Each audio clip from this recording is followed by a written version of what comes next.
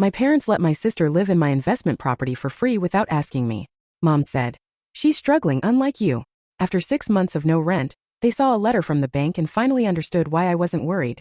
My parents allowed my sister to move into my investment property for free without even asking me. Mom said she's struggling unlike you, she explained. After 6 months without rent, they found a bank letter and finally understood why I wasn't worried. She needed a fresh start. Emma, you have to understand, my mother said, her voice crackling through the phone with a mix of pleading and that familiar guilt-trip tone. I stood in my Manhattan office, staring out at the skyline trying to process her news. Apparently, they had given Jessica permission to live in my investment property without consulting me first. I kept my voice steady, even as my grip on the phone tightened. It's my property, Mom. I bought it with my own money. Yes, but Jessica's going through a rough time after her divorce. She has nowhere else to go, and you're doing so well in finance in New York. You barely even used that place. I closed my eyes and counted silently to 10. At 32, I had worked hard as an investment banker, saving every penny to invest in real estate. The Chicago townhouse, which Jessica now occupied, was my very first major investment. I'd renovated it carefully, preparing to rent it at market value. Then my mother continued. Family helps family. I couldn't help but think. Where was that family-first attitude when I was struggling through college, juggling 3 jobs, while Jessica partied through life on her trust fund? How long has she been living there? I asked, dreading the answer. Oh, just a few days. She moved in last weekend. Your father handed her the spare key you left for emergencies. Of course he did. The key I trusted them with was now enabling my unemployed sister to occupy my property indefinitely. And when were you going to tell me? I pressed. We're telling you now, honey. Jessica's so happy there. She's even talking about repainting some rooms to brighten up the space. My stomach dropped. She's doing what? Oh, nothing major, just some accent walls. You know how talented she is with interior design. Remember when she wanted to be a decorator? Yes, just like I remember her photography phase, her stint as a yoga instructor, and that ridiculous organic juice bar. All expensive ventures funded by our parents that went nowhere. Mom, she can't just... Emma, please, my mother interrupted. Can't you just help your sister this once? I took a deep breath, already formulating a plan. You're right, Mom, she is family. Oh, sweetheart, I knew you'd understand. You've always been the sensible one, she said. I murmured as I opened my laptop and pulled up my banking records. I have to go now, client meeting, I added before hanging up. Leaning back in my chair, a small smile crept onto my face. What my family didn't know was that I'd been preparing for this moment for months. Ever since Jessica's divorce, I'd noticed her pattern of landing on her feet thanks to family bailouts. I'd seen how my parents' eyes lit up when they looked at my success, my stability, my assets. I opened the bottom drawer and pulled out a thick folder labeled Chicago Property. Inside were documents I prepared with my lawyer 6 months ago, legal notices, property regulations, and most importantly, the paperwork that transferred the townhouse into my LLC with strict occupancy rules. Unauthorized residents would be considered trespassers under corporate property laws. I set it up exactly to protect against family emergencies like this. My phone buzzed with a text from Jessica. Thanks for letting me crash at your place. You're the best, big sis. By the way, do you mind if I redo the kitchen cabinets? The current ones are so outdated. I didn't respond. Instead, I picked up my office phone and dialed my lawyer, Sarah. Sarah, it's Emma. Remember that scenario we planned for with the Chicago property? Yes, exactly as we predicted. Can you start the process? I spent the next hour reviewing documents with Sarah, setting everything in motion. The property management company would be notified, formal notices would be prepared, and our corporate oversight protocols activated. What about your parents? Sarah asked. They're not going to be happy once they find out, I replied. They won't know until it's too late. Besides, they gave up any right to an opinion when they handed out my spare key without asking. My computer pinged with an email from Jessica. This one attached photos of furniture she planned to buy using our parents' credit card, no doubt. How long do you want to wait before starting the process? Sarah asked. I thought back to every time I'd seen Jessica take advantage of our parents' generosity. Every time they expected me to understand, accommodate, or just give in because family helps family. I decided 6 months. Long enough for them to believe they'd gotten away with it, long enough for Jessica to settle in, long enough for everyone to forget whose property it really was. And then we'd remind them exactly why you don't take what isn't yours, even if it's family. Over the next few weeks, I watched from a distance as Jessica documented her new life on social media.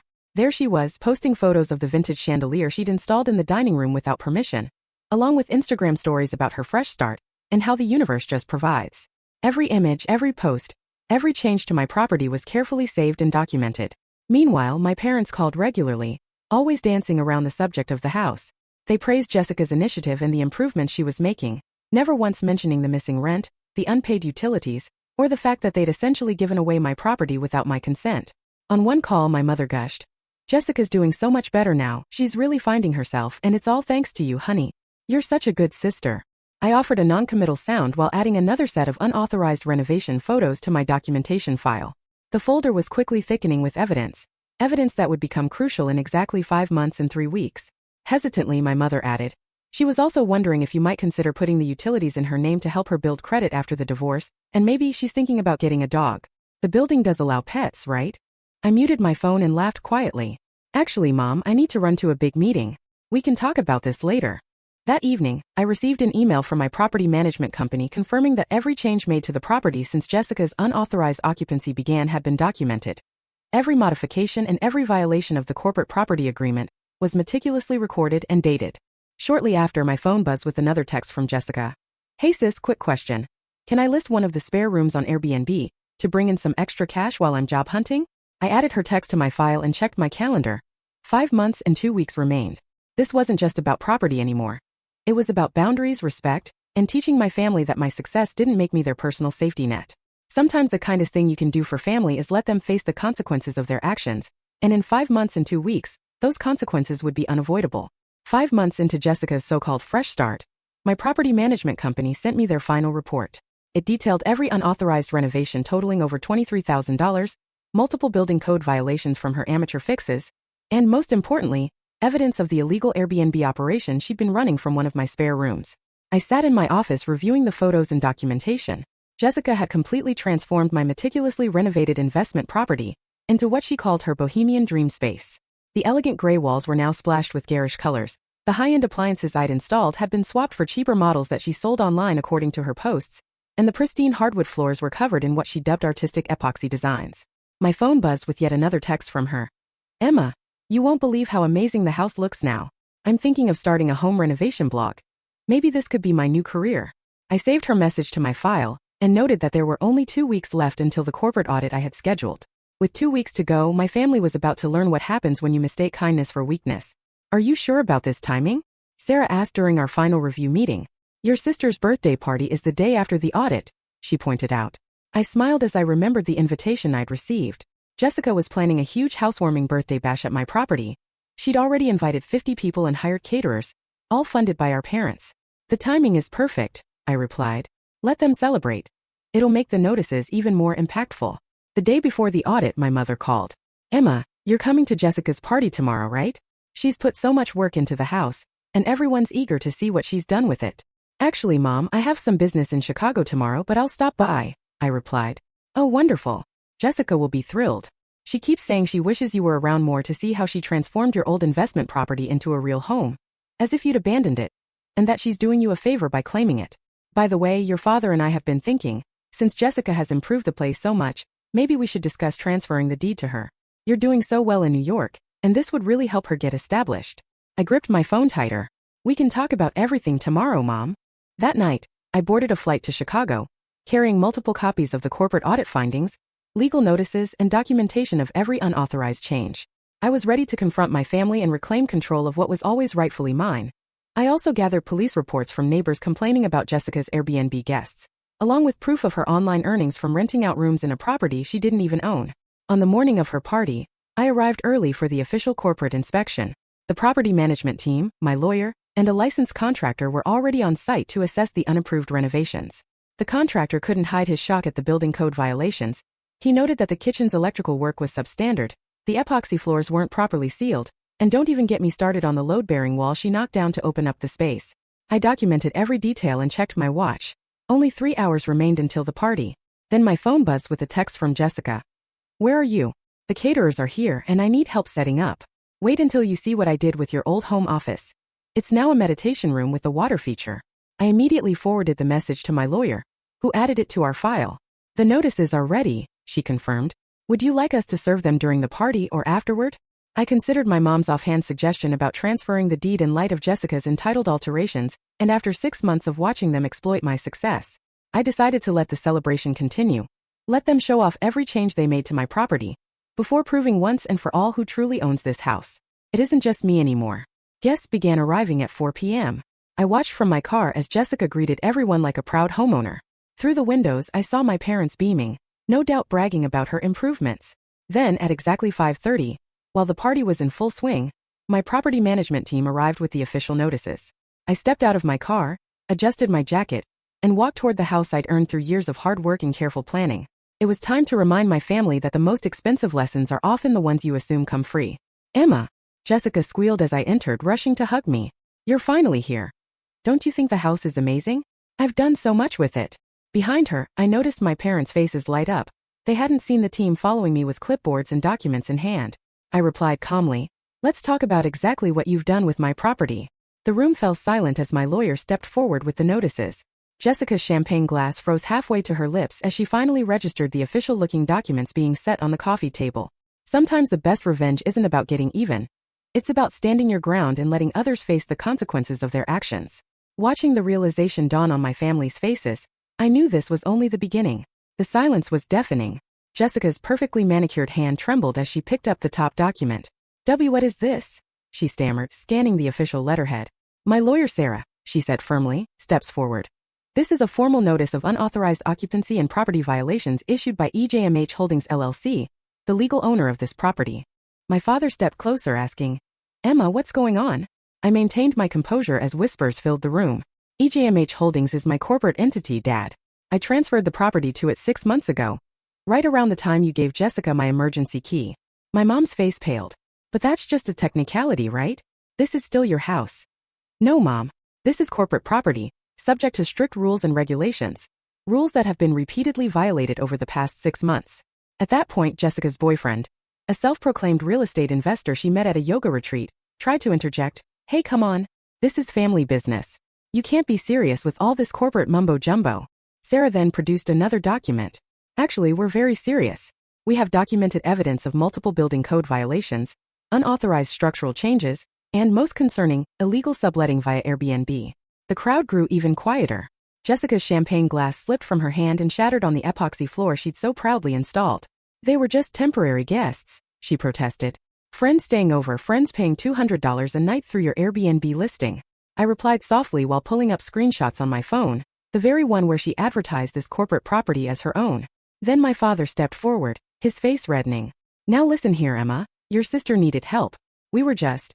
But was he really just giving away property that wasn't even yours?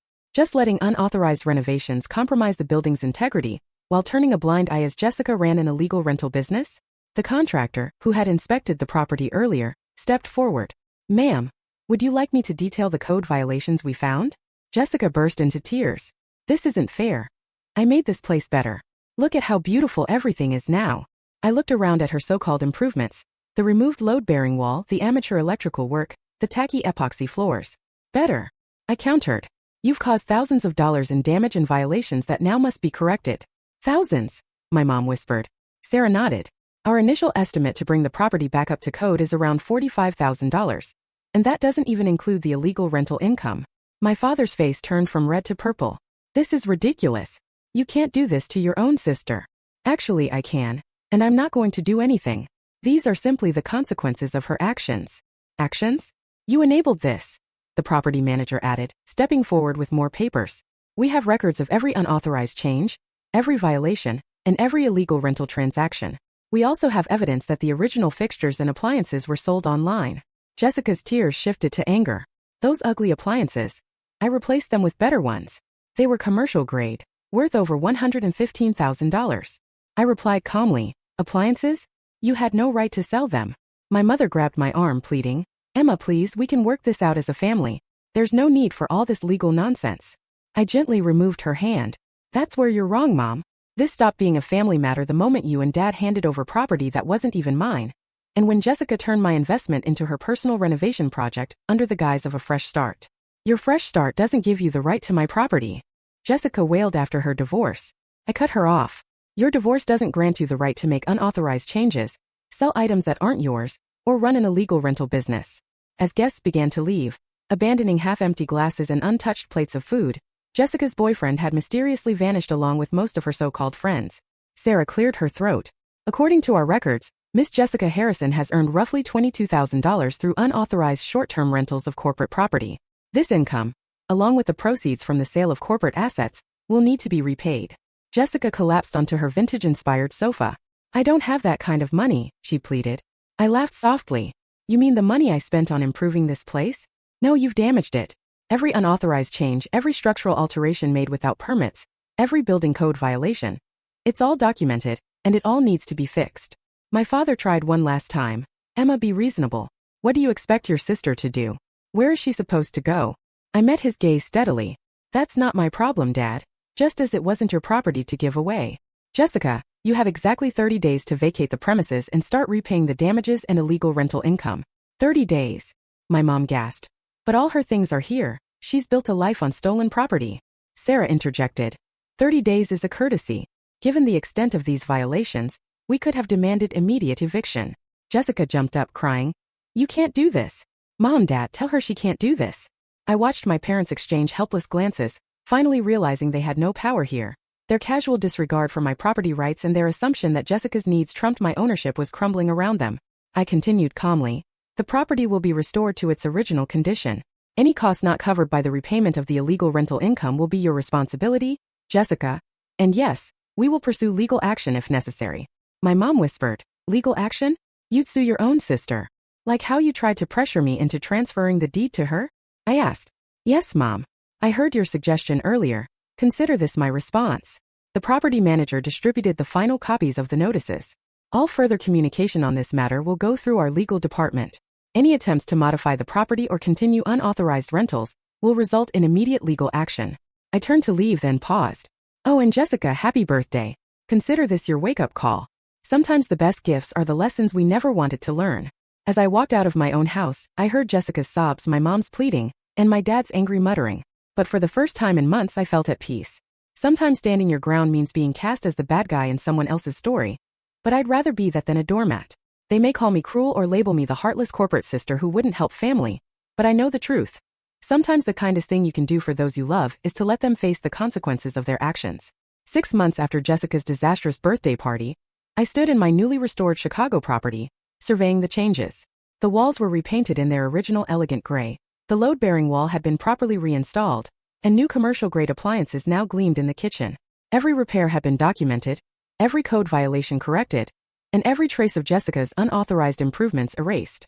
The restoration cost totaled $67,000, significantly more than our initial estimate, once the contractors uncovered the full extent of the damage. After lengthy negotiations with our lawyers, Jessica agreed to a repayment plan using her share of our grandparents' inheritance to cover the damages, and my phone buzzed with a text, the first direct message we'd exchanged in months. Can we talk in person? No lawyers, no drama, just sisters. I almost ignored it, but something inside me had shifted over the past few months. We agreed to meet for coffee at 10 o'clock at the cafe across from my property. When I arrived the next morning, I hardly recognized Jessica. The bohemian, carefree vibe was gone. She was dressed in business casual, a laptop open in front of her, looking decidedly professional. Thanks for meeting me, she said quietly as I sat down. I've been doing a lot of thinking. I kept my tone neutral as I glanced at the spreadsheets on her screen. You were right, she admitted, surprising me. I took advantage. I assumed that because you're successful, because you're my sister, I had some right to your property. I didn't respect what you built. I sipped my coffee, waiting as she continued. These past months have been eye-opening. Living with Mom and Dad again, having to budget and face real consequences. It turns out I'm not as helpless as everyone thought. With a soft laugh, she turned her laptop toward me. On the screen was a business plan for a legitimate home staging company. Remember how I used to talk about interior design? I'm doing it properly now, taking courses, getting certified, building a real business plan. No shortcuts, no handouts. And as for funding, I asked, genuinely curious, how are you funding it? After a brief pause, she said, I'm starting small, using my skills to build a portfolio. Once I prove myself, I'll apply for a proper business loan. No more relying on family money or taking what isn't mine. For the first time in years, I saw her not as the entitled sister who took over my property, but as someone capable of change. Mom and Dad aren't happy, she admitted.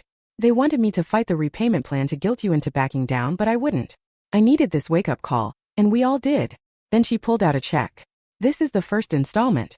I know it's going through the lawyers officially, but I wanted to hand you one in person to show I mean it. I looked at the check, then back at her. Keep it, I said, and put it toward your certification courses. Her eyes widened and I clarified. The repayment plan still stands, but consider this one payment an investment in your future. A legitimate one this time. Tears welled in her eyes, but these were not the manipulative tears I'd come to expect. I'm so sorry, Emma, for everything I know, she whispered. We sat in a comfortable silence for a moment before she continued. Dad is selling his boat to help cover the repairs. He said it's the least he can do since he gave away your key. And Mom is actually talking to a therapist about her enabling tendencies. I raised an eyebrow. This was unexpected. Your actions didn't just wake me up, Jessica explained. They forced all of us to examine our patterns, how we took advantage and justified it because of family ties. She gathered her things, preparing to leave for her certification class. I'm not asking for forgiveness yet. I know I need to earn that, but I want you to know you did the right thing even if it felt cruel at the time. You did what none of us had the courage to do. You broke the cycle. After she left, I walked back to my property. The afternoon sun streamed through the windows, highlighting every detail of the restored space. It hit me then that more than just the property had been fixed. That evening, I received an email from my father with the subject line apology and amends. Dear Emma, I'm selling my boat and some other assets. Not because Jessica asked me to, but because I need to make this right. I gave away your key, betrayed your trust, and then defended it. You deserve better from your father. I saved the email, noting how different it felt from his usual defensive tone. Change was possible when people were forced to face the consequences of their actions. The next day, my property manager sent over the final restoration photos. Looking at them, I realized something profound. This wasn't just about protecting my investment. It was about establishing boundaries, demanding respect, and making the hard choice to prioritize justice over temporary peace. The property was mine again, truly mine, but more importantly, my family was finally learning to respect not just my ownership, but my right to stand up for myself. Sometimes the biggest gift you can give your family is the chance to grow up, even if that opportunity comes wrapped in legal notices and hard lessons. And sometimes the strongest foundations are built not on endless giving, but on firm boundaries and earned respect. Standing in my restored property, I smiled. The walls weren't just repaired, they were stronger. And so was I.